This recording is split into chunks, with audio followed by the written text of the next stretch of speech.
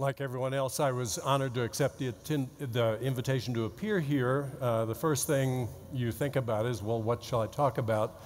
And the first advice that writers and speakers get is, write about what you know.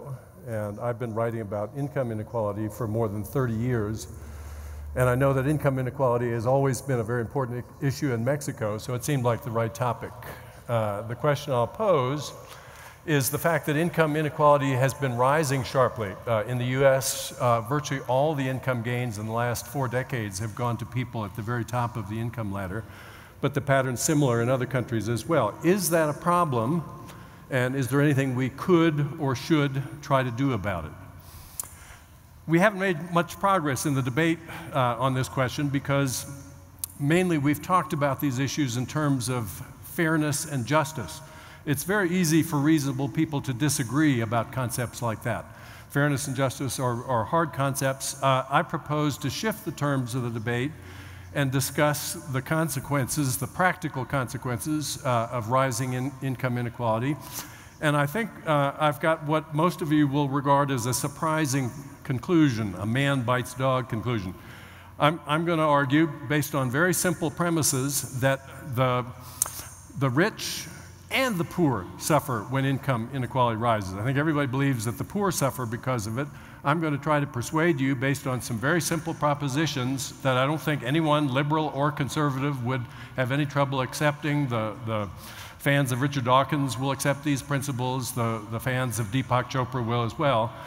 If I say something you don't agree with, I hope you'll send me a note telling me what it was. The linchpin of the argument is how context affects evaluation. David Konzovic talked about this in his presentation earlier today. Let me start with a question: which of these two vertical lines is longer? You're all smart. Alain de Botton pointed out that you're all smart. I believe that too. If you're smart, you figure it's got to be a trick, and so you say they're the same. They are indeed the same. I made the one on the right by copying the one on the left. But let me ask you this: do you think they really look the same? If you do, then you should schedule an appointment with your neurologist. They should not look the same to you if you have a normal human brain. The one on the right should look longer because it sits in a different context. Economists have been very slow to recognize the importance of context in evaluation, and that's really the crux of the argument I'm going to make. It affects the things we buy and own. A question like this: is my house okay? I lived in a house like that for 2 years when I was a Peace Corps volunteer in rural Nepal. It had 2 rooms, no plumbing, no electricity. Is that house okay? If I lived in that house in Ithaca, New York, my children would be ashamed. They wouldn't want their friends to know where we lived. I would feel ashamed. I never for a moment felt that way about that house in Ithaca, New York, in Nepal. It was a perfectly satisfactory house in every way. I was proud to invite friends over. There's my house now in Ithaca, New York. It's a house that if my friends from Nepal would see it, they would think I had taken complete leave of my senses. What would anybody need such a grand house? They would wonder, why so many bathrooms? Is there a problem? Most people in Ithaca don't think that. Many of my colleagues have houses much bigger than mine. Context is local. Every place and every region has its own standard, and the houses that people with much more money than I have are very different from my house. All the income gains have gone to the top of the pyramid. What have those people been doing? They've been spending more money than before. They build bigger houses. That's not a moral failing. That's what the poor do when they get more money. The middle class does that too. The middle class doesn't seem resentful of the fact that the rich have been building bigger mansions. They want to see pictures. They think they'll be rich someday, or maybe their children will. But there's a group just below the rich. They travel in the same social circles as the rich, and their frame of reference shifts. Maybe now they need to have their daughter's wedding reception at home rather than in a hotel. They build bigger. The people just below them, in turn, build bigger. And it cascades all the way down the income ladder. It's a process I call Expenditure Cascades. Without referring to that process, there's just no way to explain why the median new house built in the United States in 2007 was 50% bigger than its counterpart from 1970. The median earner didn't have a higher wage in the later year. People have no more money than before. Why are they buying such bigger houses? Because others like them are buying bigger houses. And If they didn't buy them, there would be a consequence. In every country, the better schools are those that serve the more expensive neighborhoods. So if you're the median earner and you fail to spend as much as people like you do on housing, then it's your children that will go to the inferior schools. And that's a very bitter pill for a parent to swallow. And so the middle class has borrowed more, saved less, worked every margin in order to try and make ends meet. How do they do it? What we know is that inequality is a part of this. Some students and I examined large counties in which income inequality grew very rapidly in some, not so rapidly in others. In the counties where inequality grew the most, we saw the biggest increases in symptoms of financial distress. Divorce rates grew at a more rapid rate in those counties. That's a symptom of financial distress, according to marriage. Long commutes, you move further from the center when you're having financial difficulty. Those long commutes increased more in the counties that had greater increases in inequality. There were a greater number of bankruptcies filed in those counties as well. Here's a simple index I constructed in half an hour. I call it the Toil Index. You start working on the first of the month. How many hours do you have to work before you've earned enough money to pay for the median house in your area? That's what you've got to do to send your children to a school of just average quality. In the 50s, all the way through 1970, that index was very stable. Income inequality was not rising then. Once income inequality started rising in 1970, the index rose sharply in tandem. It was at 42 hours throughout those early decades. It's now up to almost 100 hours. The first 100 hours the median earner works each month is what he must devote to getting access to a school of just average quality. The average American wedding now costs almost 3 times as much as it did 30 years ago. Why has it gotten so much more expensive? Here too we see an expenditure cascade. Does anyone think that the people getting married now are happier because they're spending 3 times as much on their weddings? It's an absurd thought. They're spending more because others like them are spending more, and they want to have a special occasion, but a special occasion is just inescapably a relative concept. When everybody spends more, it's like when everybody stands to get a better view, no one sees better than before. These are dollars that are essentially being flushed down the toilet. What could we do about this? It's actually very simple to change people's incentives about how they spend money. We spend more on houses thinking we'll be better off. Everyone else spends more. We just raise the bar that defines adequate, and the same for other celebrations. What if we were to scrap the current income tax entirely and replace it with a much more steeply progressive tax on total consumption expenditure? You would report your income to the IRS, the tax authorities, just as you do now. In addition, you would report how much you had saved during the year. Families do that already for tax-exempt retirement accounts. The difference between those two numbers, your income minus your savings, that's how much you spent during the year. And that amount minus a big standard deduction for the Jones family here, I've indicated a standard deduction of $30,000. That would be subtracted too from your income, and then you pay tax on what's left. And the tax rate starts out low, but then it starts rising gradually, and it can rise much, much higher than we can allow the tax rate to rise under the income tax, because when the income tax rate gets too high, we choke off savings and investment. That's not a worry with a progressive consumption tax. The higher the rate on the highest dollars spent, the more the incentive to save and invest. Think about 2 economies, 2 separate worlds. One has a progressive consumption tax, the other has the same tax structure we have now.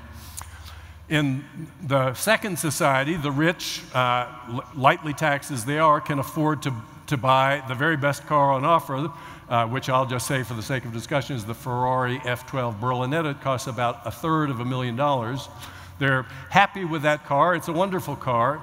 In the society where people were paying a steeply progressive consumption tax, they would scale back. They would perhaps buy the Porsche 911 Turbo, which costs only $150,000 pre-tax, but with a 100% tax rate on the last dollar you spend, that would be a $300,000 car there. And here's the magical part of the tax. Once you've seen everybody scale back, everybody spend a little bit less, the capacity of a car to deliver satisfaction at the margin is all about context. the people in the society with the progressive consumption tax would be just as happy with their Porsche 911s as the people in today's society are with their Ferrari F12s. There's another dimension. If we had a progressive consumption tax, we'd raise more revenue. Who's happier? Here's a thought experiment. Somebody who drives a Ferrari for $300,000 and a lightly taxed person in today's society and drives it on poorly maintained roads, roads with foot-deep potholes frequently, or somebody who's more heavily taxed and has an incentive to spend less on the car, but still has a very, very good car and drives it on well-maintained roads in the society with a progressive consumption tax. That, to my eye, is an easy call. The evidence that we have on the determinants of people's evaluations of things come clearly on the side of the driver in the second society being more satisfied with his situation. So that's the argument. It has very few moving parts. They're simple. They're easy to remember.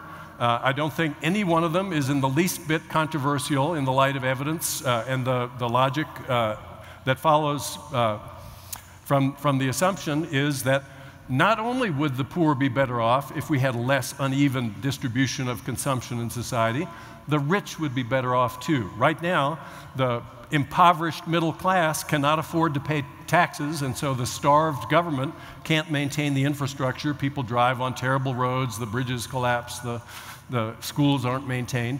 If we had revenue, we could have a much better public sphere, and the sacrifice in the private sphere would be essentially painless, because beyond a certain point, it's all relative. Should we do this? Will we do this? It's very difficult to predict when an idea like this will take root. But if you disagree with the idea, which premise do you challenge? That context matters, that there's been higher incomes concentrated at the top, that there's been an expenditure cascade? None of those things is controversial. This change will happen. There will be $2 trillion a year, according to my rough calculation, in the US that we will save by making this change. That's a sum of money that can alleviate huge amounts of human suffering. Why should we not do this? If you work against this policy, you will look back someday after it's been adopted and have good reason to feel ashamed of yourself trying to protect the current regime. This is a situation where everyone can win. There's no reason not to take this step. So I hope you'll think about it. It's a dangerous idea only if you have a wrong-headed notion about what makes you happy if you have a lot of resources. Being happy, you can have lower expenditure on a lot of the things you buy and still have something that's very, very good and just as satisfying. And the better public sphere supporting that consumption makes a much, much better package overall. Thank you so much for your kind attention. It's been a pleasure to have a chance to speak with you. Robert, 1 second, please. No. You know each other, no? We do. Nos estamos dando cuenta que después de la plática del maestro Frank, bueno, desde Cooter como observador tenemos pues muchas diferencias con sus opiniones. Le pregunté a Robert Cooter, les pido un aplauso para él, profesor de la Universidad de Berkeley, doctor de Economía de Harvard, doctor de Derecho de Berkeley. Entonces, todos discutiendo, we were discussing some of your points that we don't agree very much. And I asked Bob Cooter, hey, why you don't please, we're trying to open the people to different opinions and different perspectives. And I asked him, would you like to make him 2 questions? And because we are not like feeling very comfortable, we don't share all the ideas.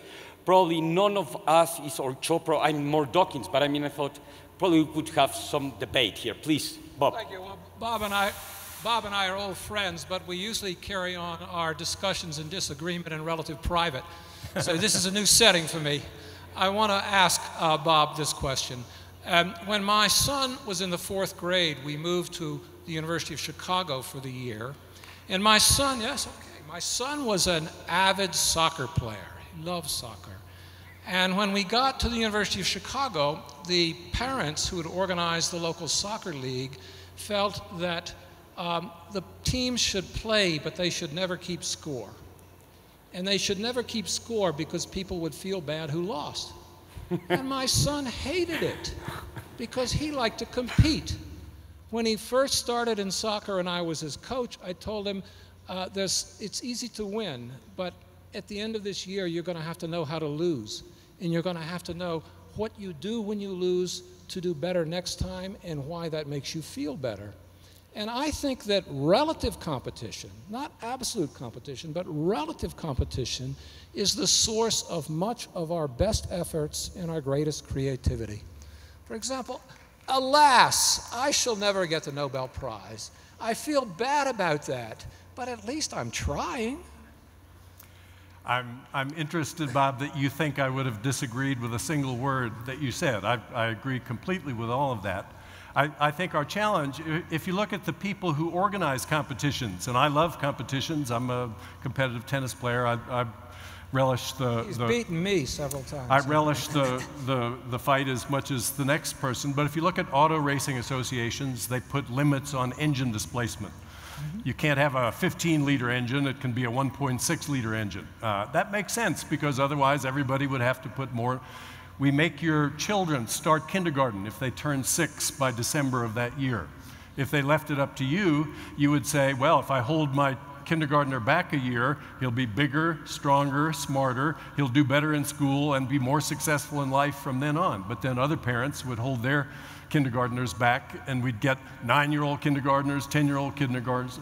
We don't let parents make that choice. We say, if your child turns 6 by December, he must start this year. So yes, let there be competition, but don't let the contestants in the competition waste enormous resources on mutually offsetting actions that don't yield any good. Well, one of the greatest agricultural miracles in the 20th century was developing the new species of wheat. And it turned out that wheat put much of its energy into each stalk trying to grow higher than the one next to it to get more light. And it turns out that if you could breed wheat, so that it put its energy into growing larger grains instead of growing higher, then you got a bigger crop. And I would never want to deny that. I think that it's true there are forms of competition that are destructive, but it does seem to me that the arguments that people would be happier if we compressed inequality, if we created a system in which you did not have so much earned success. I think one of the keys to happiness is earned success. You should succeed and you should feel that you earned your success. And I think that's, that competitive atmosphere involves competition of people with each other that you haven't discussed. I absolutely believe that same thing.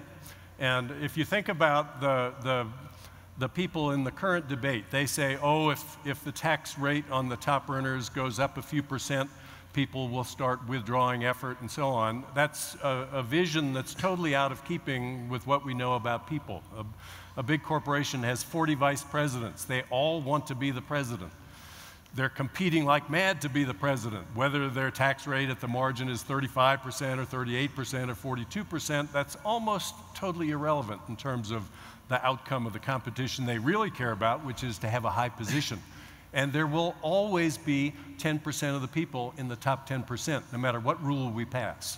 And if relative success is what people strive for and makes them happy, we can't take that away. We can make it less costly to conduct the competition. Well, I went to China in 1994, and then I went back in 2004, and I didn't know where I was. The change was simply unbelievable. And that's because 2% growth, roughly the US rate of growth, over a century is a 7 times increase. 10% growth, roughly that of China, over a century is not a 100-fold increase, it's not a 1,000-fold increase, it's not a 10,000-fold increase, it's a 14,000-fold increase. Now, my point would be this. After the Cultural Revolution in 1975, China had a level of equality that suppressed creation. It suppressed creativity and effort. And when they dismantled that system, everyone was better off. So there's no question that in China there's much more income inequality, but there's also much higher human welfare. You've got to have some inequality in order for people to see any benefit from taking effort. That's absolutely a bedrock principle of human behavior. The question always has been, how much inequality? If you think about a progressive consumption tax, if I'm talented and I work hard and I produce more than other people in the same arena as I'm in, then I can have the nicest car, I can have the nicest house. As we learned this morning, there'll be more people potentially interested in pairing off with me. So there are all those really big ticket rewards you get from scoring high in relative terms, and none of that would be eliminated by a progressive consumption tax, which would in fact, by increasing savings, fuel exactly the kind of higher growth rate that you would like to see happen. Okay, I have in here in my pocket an iPhone, and one of the things that I observed is this: when Jobs died, you might have thought that people would say, thank God he's dead. He is one of the, not the 1%, but the 0.0001%. He is one of the very richest people. Thank God he's dead. Nobody said that. Everybody was happy that he had lived and celebrated his life. And that's because the value I get out of this thing, this little thing in my pocket, which I pay quite a bit of money for, is so much higher than the profits that his corporation ever received. In my opinion, if you want creative people to take the risks that are involved in the kind of thing that Jobs did, they have to be able to create to keep a very substantial part of the value of their creation. I don't see people working for nonprofits who take the risk, who go through the anxiety and the pain that startup companies go through, and here I speak from experience. Thank you very much, please. Thank you. Un aplauso para los dos Bobs.